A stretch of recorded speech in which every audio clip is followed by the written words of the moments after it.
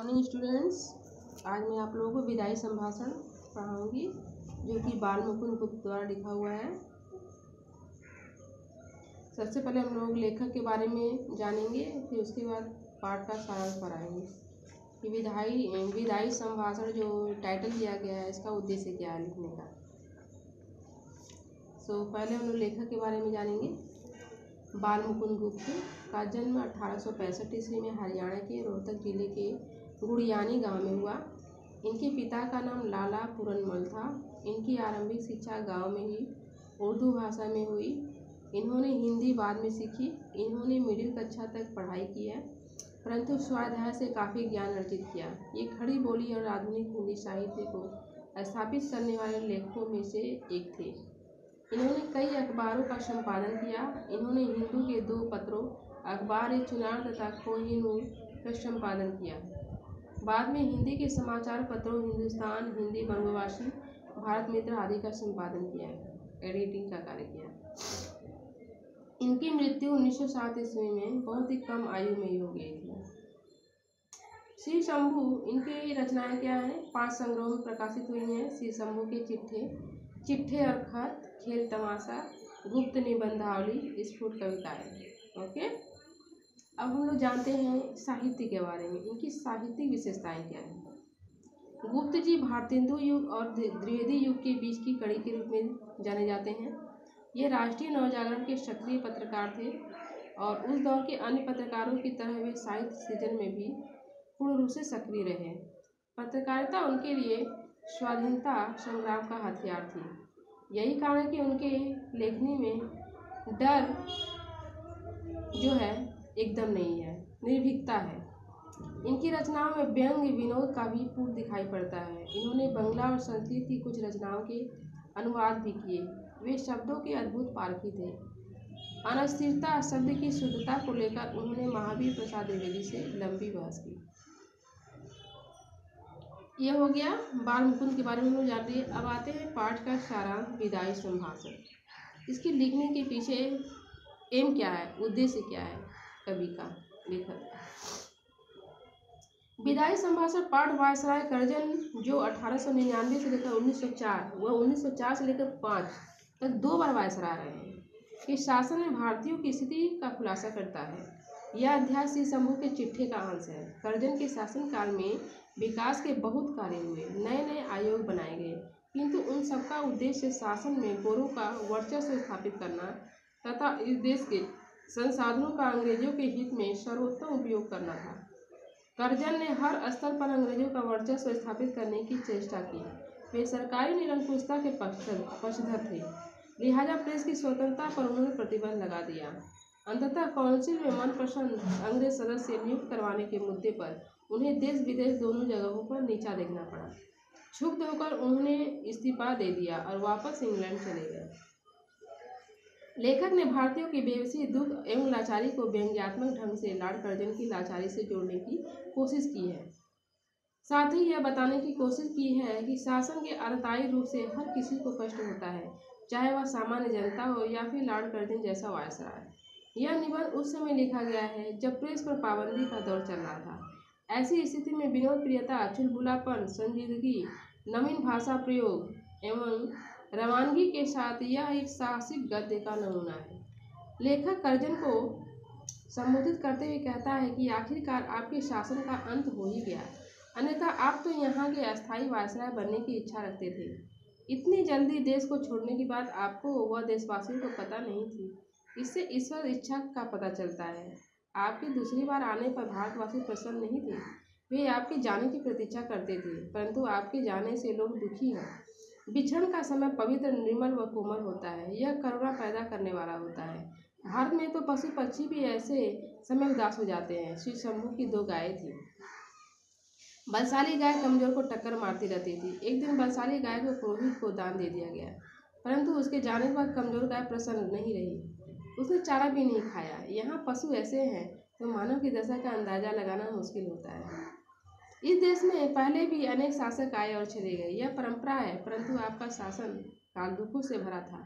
Curzon ने सारा राजकाज सुखांत समझकर किया था, उसका अंत दुख में हुआ। वास्तव में लीलामय कि लीला का किसी को पता नहीं चलता।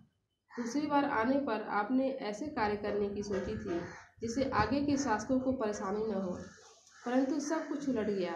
आप स्वयं बेचैन रहे और देश में अशांति फैला दी। आने वाले शासकों को परेशान रहना पड़ेगा। आपने स्वयं भी कष्ट सहे और जनता को भी कष्ट दिए। लेखक कहते हैं कि आपका स्थान पहले बहुत ऊंचा था, आज आपकी दशा बहुत खराब है। दिल्ली दरबार में ईश्वर और एडवर्ड के बाद आपका सर्वोच्च स्थान था। आपकी कुर्सी सोने की थी, जुलूस में आपका हाथी सबसे आगे व ऊंचा था, परंतु जंगी लाट के मुकाबले में आपको नीचा देखना पड़ा। आप धीर व गंभीर थे, परंतु काउंसिल में गैर कानूनी कानून पास करके और कन्वोकेशन में अनुचित भाषण देकर अपनी धीरता का दिवाला निकाल दिया। आपके इस्तीफे की धमकी को स्वीकार कर लिया गया। आपके इशारों पर राजा महाराजा अफसर नाचते थे, परंतु इस इशारे में देश की शिक्षा और स्वाधीनता समाप्त हो गई। आपने देश में बंगाल विभाजन किया, परंतु आप अपनी मर्जी से एक फौजी को इच्छित पद पर नहीं बैठा सके, अतः आपको इस्तीफा देना पड़ा। लेखक कहते हैं कि आपका मनमाना शासन लोगों को याद रहेगा। आप ऊंचे चढ़कर गिरे हैं, परंतु गिरकर पड़े रहना अधिक दुखी करता है। ऐसे समय में व्यक्ति स्वयं से घृणा करने लगता है। आपने कभी प्रजा के हित की नहीं सोची। आपने आंख बंद कर हुक्म चलाए और किसी की नहीं सुनी। यह शासन का तरीका नहीं है। आपने हर काम अपनी जिद से पूरे किए। कैसर और जार भी घेरने घोटने से प्रजा की बात सुनते थे। आपने कभी प्रजा को अपने समीप ही आने नहीं दिया। नादिर शाह ने भी आसिफ जाग के तलवार गले में डालकर प्रार्थना करने पर कत्लेआम रोक दिया था, परंतु आपने 8 करोड़ जनता की प्रार्थना पर बंग भंग रद्द करने का फैसला नहीं लिया। अब आपका जाना निश्चित है, परंतु आप बंग भंग करके अपनी जिद पूरा करना चाहते हैं। ऐसे में प्रजा कहाँ जाकर अपना दुख जताए। यहाँ की जनता ने आपकी जिद का फल देख लिया। जिद ने जनता को दुखी किया, साथ ही आपको भी, जिसके कारण आपको भी पद छोड़ना पड़ा। भारत की जनता दुख और कष्टों की अपेक्षा परिणाम का अधिक ध्यान रखती है।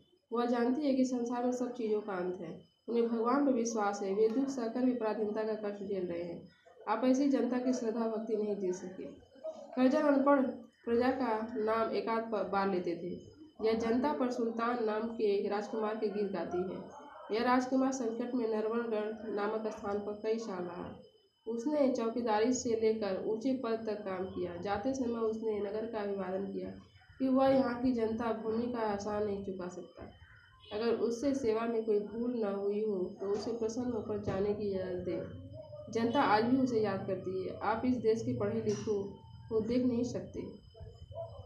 लेखक कर्जन को कहता है कि राजकुमार की तरह आपका विदाई संभाषण भी ऐसा हो सकता है जिसमें आप अपने स्वार्थी स्वभाव व धूर्तता का उल्लेख करें और भारत की भोली जनता के प्रति कृतज्ञता व्यक्त करते हुए कह सकेंगे कि आशीर्वाद देता हूँ कि तू फिर उठे और अपने प्राचीन गौरव और यश को फिर से प्राप्त कर। मेरे बाद आने वाले तेरे गौरव को समझे। आपकी इस बात पर देश आपके पिछले कार्यों को भूल सकता है, परंतु आप में इतनी उदारता कहाँ। देखो ये कितना धिक्कारे हैं। लेखक ने, बाल मुकुंद गुप्त ने लॉर्ड कर्जन को बहुत ही धिक्कारा है, बहुत ही सब बातें बोली हैं कि हमारी जो जनता है, भारतीय जनता है, वह ईश्वर पर बहुत ही विश्वास करती है।